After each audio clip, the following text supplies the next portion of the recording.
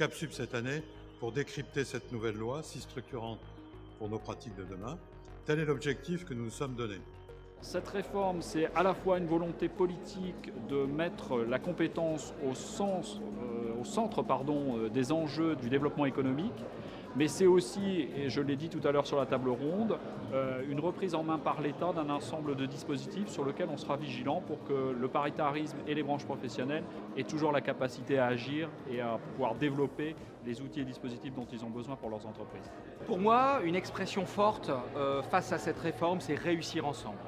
Nous devons mailler absolument les efforts mis en œuvre par les entreprises, mis en œuvre par les branches, mis en œuvre par les établissements de formation, universités et grandes écoles, et par le CFA FormaSup, pour pouvoir demain répondre rapidement aux besoins de formation des entreprises et asseoir le développement de leurs compétences.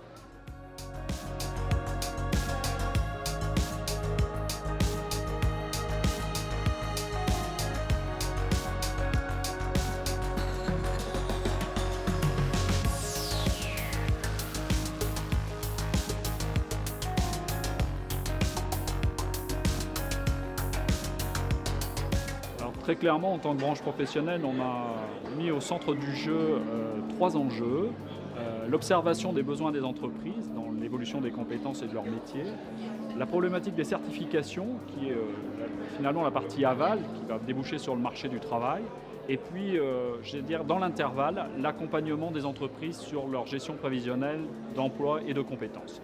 On va retrouver chez nos apprentis des solutions pour transformer nos entreprises. Donc oui, pour nous, la formation dans le supérieur est forcément un outil de transformation de la métallurgie vers l'industrie du futur. On a vraiment besoin de retisser les liens, de renforcer le partage entre ce que nous on attend sur une industrie qui bouge très très vite et ce que proposent les écoles et ou universités. Comme il y a un grand besoin, enfin, notamment dans le numérique, je pense que ça sera porteur et ça devrait être donc une belle proposition au niveau des compétences, pour acquérir des compétences pour nos jeunes. Enfin, en tout cas, moi je suis confiante.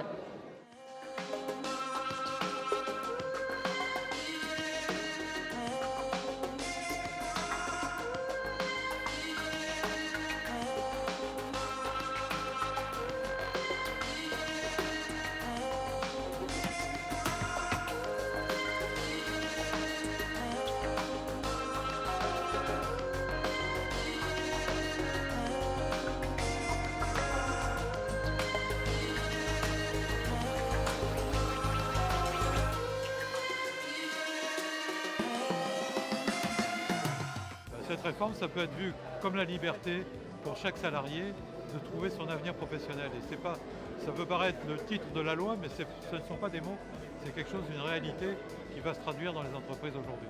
Cette réforme comporte beaucoup de points de questionnement. Le plus important pour nous est sans doute un questionnement lié aux aspects financiers. On se trouve aujourd'hui en décembre 2018 et demain nous devons embarquer, si je puis dire, des apprentis dans nos formations sans connaître aujourd'hui le financement. On espère qu'on pourra financer nos formations. Enfin, on sent bien que besoin de réussir ensemble, c'est aussi de multiplier les initiatives pour se rencontrer, pour apprendre à se connaître. Alors on le fait déjà tous très bien.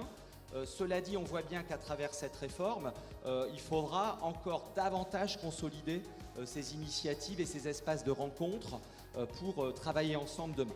Maintenant, il nous manque à ce jour un ensemble de dispositifs et de réponses à des questions vraiment d'organisation pratique. Je crois que les mois qui viennent seront importants de ce point de vue.